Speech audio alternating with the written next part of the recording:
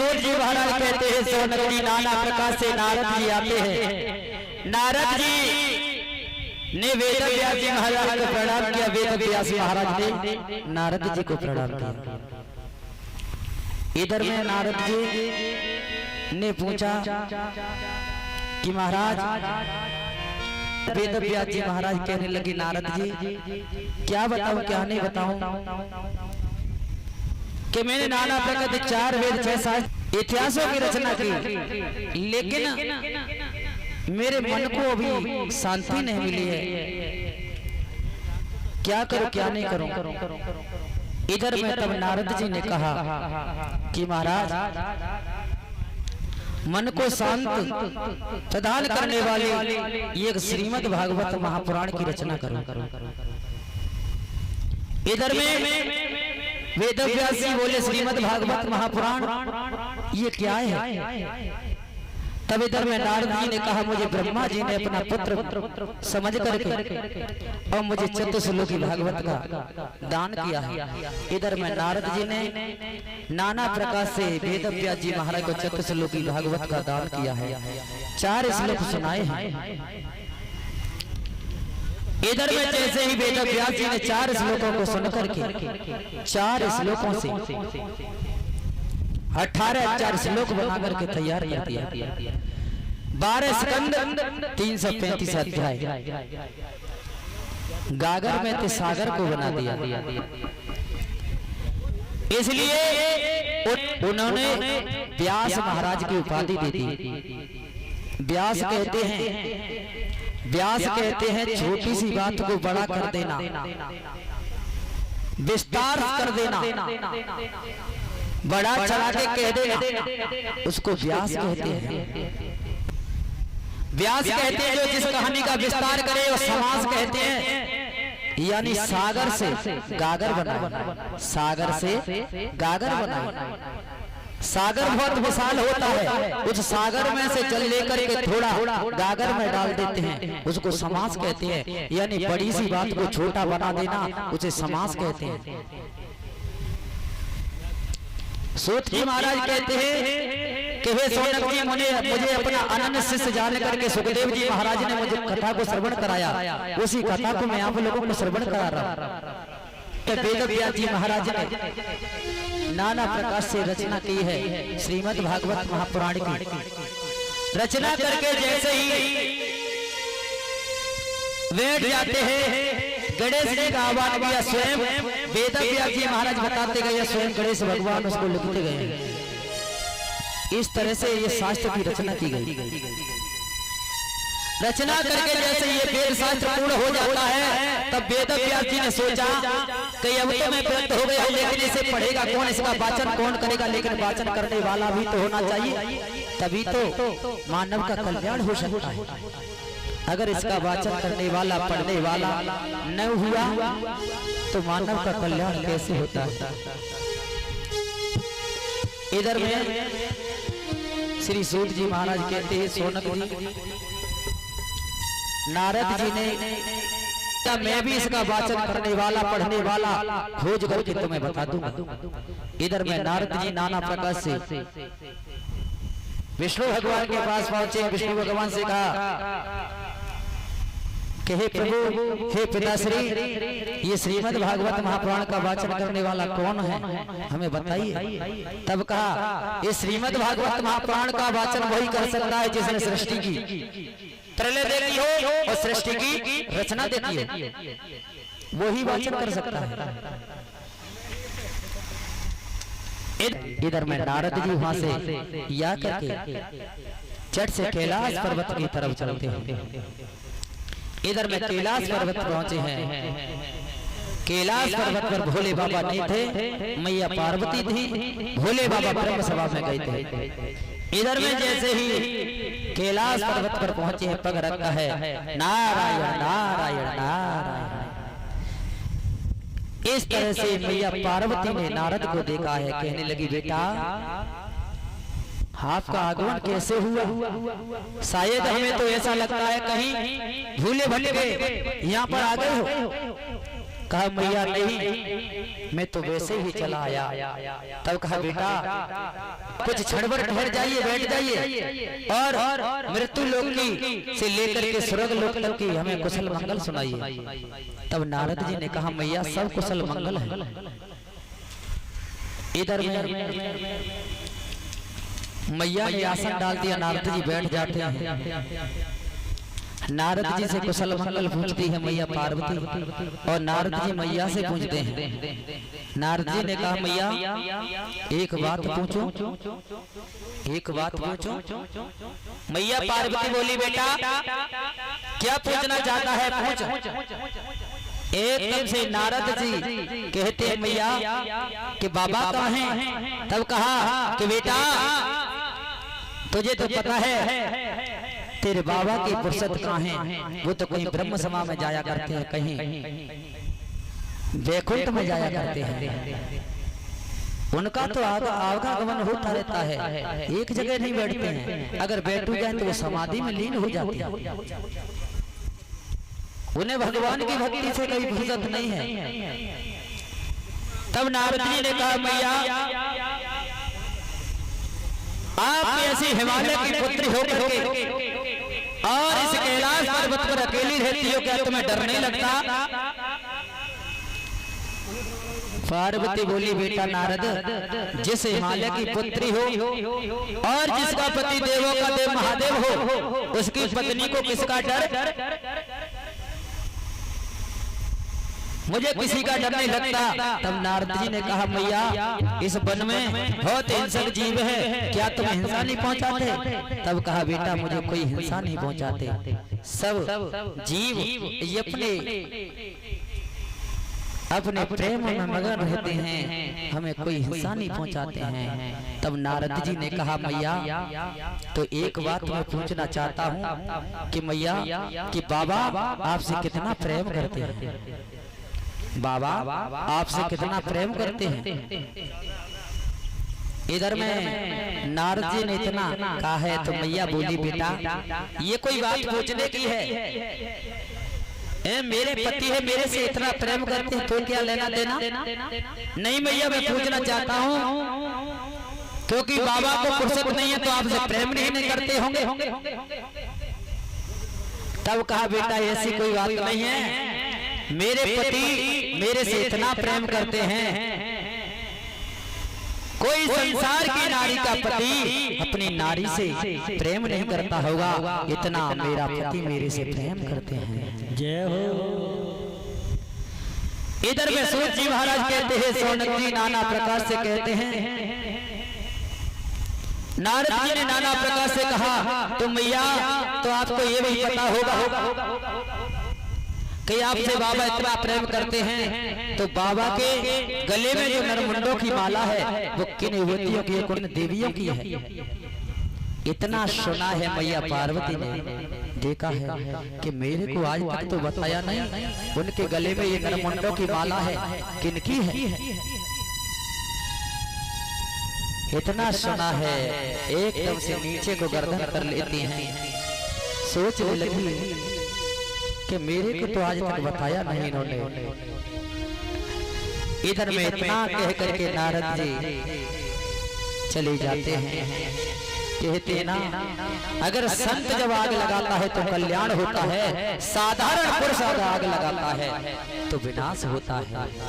इधर में नारद जी पार्वती के घर में आग लगा के चले जाते हैं। इधर में लौट करके आ जाते, इधर में भोले बाबा जैसे ही आते हैं।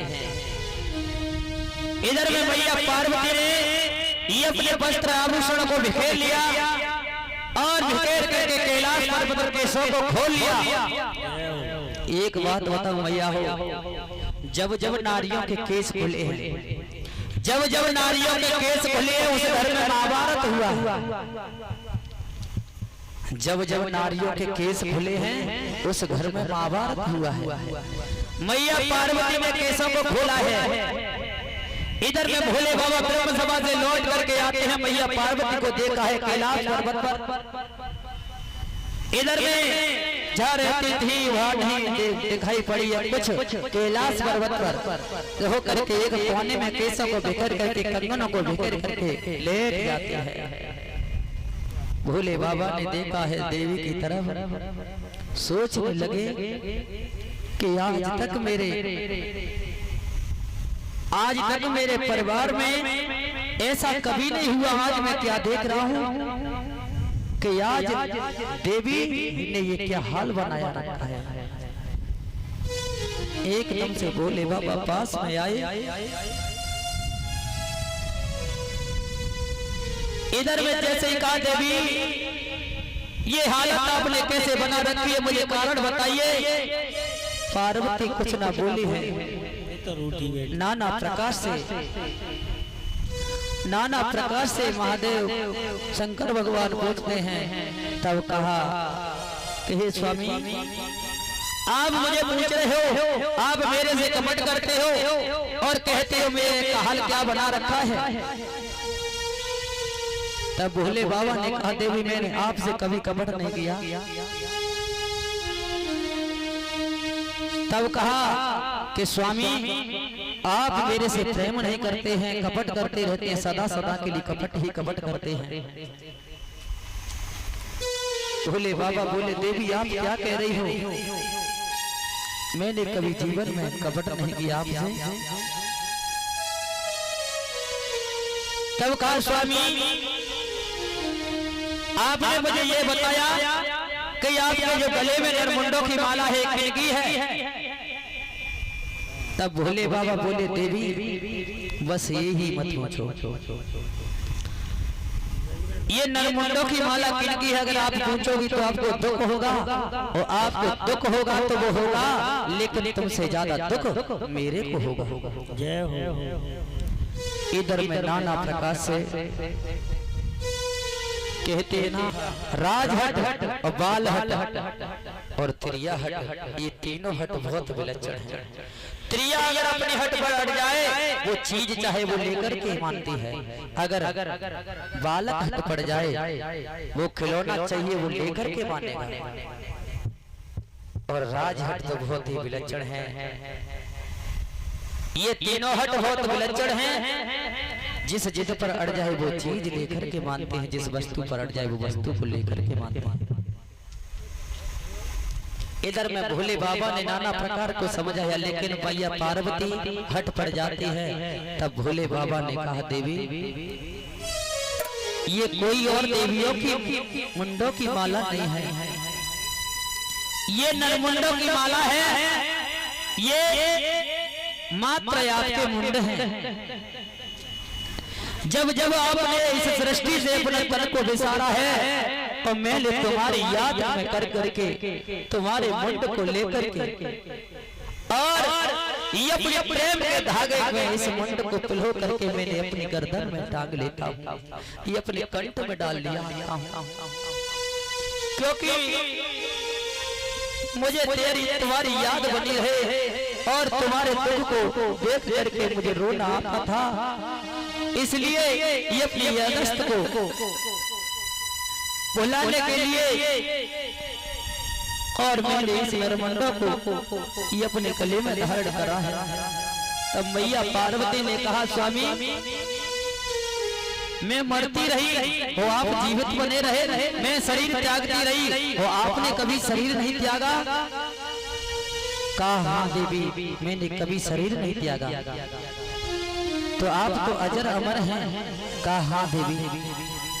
एकदम से मैया बोली तो स्वामी ये आपने ऐसा कौन सा यमृत भी रखा है, आप अमर रहे बने रहे और मैं मरती रही।